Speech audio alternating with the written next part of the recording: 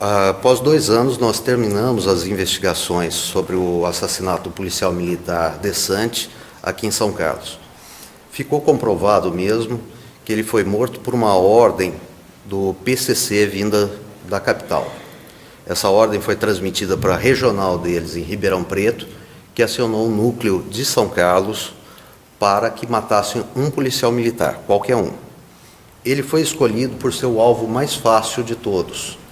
Ou seja, ele tinha problemas de saúde, uma rotina extremamente constante e permanecia num bico que ele fazia, dormindo dentro do carro dele, no local que ele foi morto. Isso era de conhecimento de todos que passavam por ali, e é um bairro que há uma criminalidade alta. Nessas investigações, nós trabalhamos com mais de 150 horas de interceptação telefônica.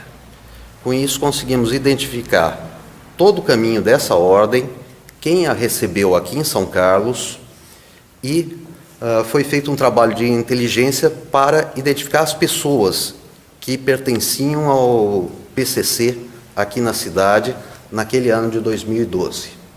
Foi fechado um trabalho excelente pela Polícia Civil e foram identificados 19 membros do PCC que atuavam naquele ano. Após fazer uma análise de todos esses dados, foi oferecida agora a denúncia pelo Ministério Público contra todos os membros do PCC aqui e contra os que participaram diretamente da morte de Desante.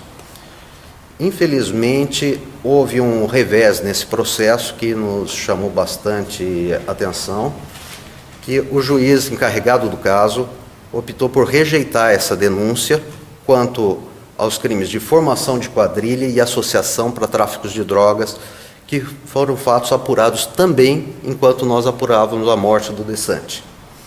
É claro, a morte dele foi determinada pelo PCC.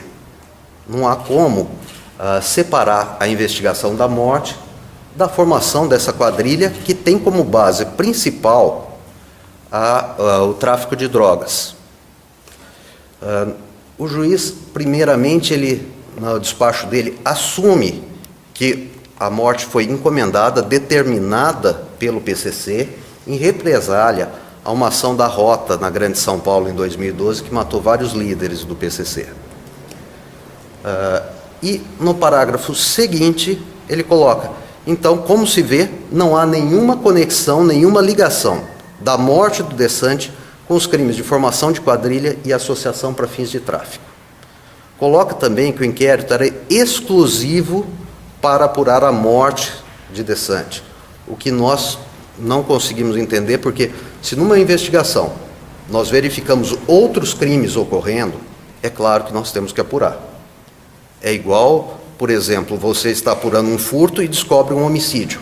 Você fala: como esse inquérito não foi para o homicídio, a gente esquece o outro crime. Isso não existe. E, infelizmente, no final da decisão dele, ele ainda coloca que tem que lembrar que seria extremamente trabalhoso e difícil mover um processo desse do júri com 19 réus. Nós não achamos que essa seja uma alegação jurídica aceitável. O Ministério Público jamais vai se acovardar, jamais vai ter medo de enfrentar o crime organizado, e nós já estamos recorrendo ao Tribunal de Justiça e acreditamos que vamos reverter essa decisão. A morte do policial Desante vai ser apurada e todos os responsáveis por esse crime e por outros que nós apurarmos vão ser punidos. Desde que aconteceu o assassinato dele, quantas pessoas foram presas e soltas? Nós tivemos 4 prisões no momento do assassinato dele, 2 líderes regionais, um membro do PCC aqui em São Carlos, que foi quem deu fuga aos atiradores, e teve uma outra prisão de um rapaz que depois verificou-se que ele não estava envolvido no crime. Doutor, em Ribeirão Preto, mais precisamente Jardinópolis, um membro do PCC foi preso. Seria ele que determinou a morte do Desante? Sim, eles seriam um dos membros que teriam determinado a morte. Para entender a estrutura, o PCC é extremamente estruturado. O comando na capital determina que cada regional, cada DDD do estado de São Paulo tem 2 coordenadores. Esse preso em Jardinópolis era um dos 2 coordenadores da região de Ribeirão Preto. Foi ele uma das pessoas que passou as ordens para o comando aqui em São Carlos. E essas ordens foram passadas no primeiro momento aos 2 líderes de São Carlos que usavam os pseudônimos de Marcelo, de Mizuno e de Mário. Meu nome e o nome do meu colega que também trabalha nessa área. Doutor, também aquele policial militar de Araraquara que foi assassinado, o Sargento Simões, morador de Matão, ele foi assassinado por parte do mesmo grupo? Exatamente. Foi a mesma ordem da regional que veio para São Carlos, foi dada para Araraquara. E lá os integrantes do PCC daquela cidade fizeram a morte do sargento. E eu posso colocar, também houve a morte de um policial em Ribeirão Preto, que partiu desse mesmo comando, e tanto em Ribeirão Preto quanto Araraquara, todos envolvidos, não só na morte, mas na facção criminosa que foram apurados nesses inquéritos, estão presos e a justiça está prosseguindo com esses processos. O Ministério Público já recorreu ao Tribunal Superior? Já recorremos para o Tribunal de Justiça dessas decisões. Se depender do Ministério Público, esse crime não ficará impune, doutor? Não ficará. Sinceramente, esse crime não ficará e nós vamos aumentar ainda mais a nossa carga contra o crime organizado. O Ministério Público, como eu falei, não vai se acovardar na defesa da sociedade. E o que mais causa dano à sociedade é o crime organizado, é o tráfico de entorpecentes. Agora, por que o Ministério Público Civil está envolvido nesse caso e não o Ministério Público Criminal? Não, eu sou promotor criminal e atuo também na área da infância e juventude, que é uma área civil. Ou seja, eu estou aqui como representante da Promotoria Criminal de São Carlos. Então, o que vai ser feito daqui para frente, só para a gente resumir? Nós já entramos com os recursos, nós vamos pedir a São Paulo até urgência no processamento desses recursos e, infelizmente, agora nós vamos ter que aguardar a decisão do tribunal. Foi um prejuízo para a sociedade de São Carlos, porque não vemos como está na decisão, que quanto ao pedido de prisão preventiva desses membros do PCC, o magistrado pode falar que não vê necessidade. Uma quadrilha, um bando, uma facção criminosa que hoje controla vários bairros numa cidade. Isso precisa acabar. Isso é uma afronta ao Estado de Direito.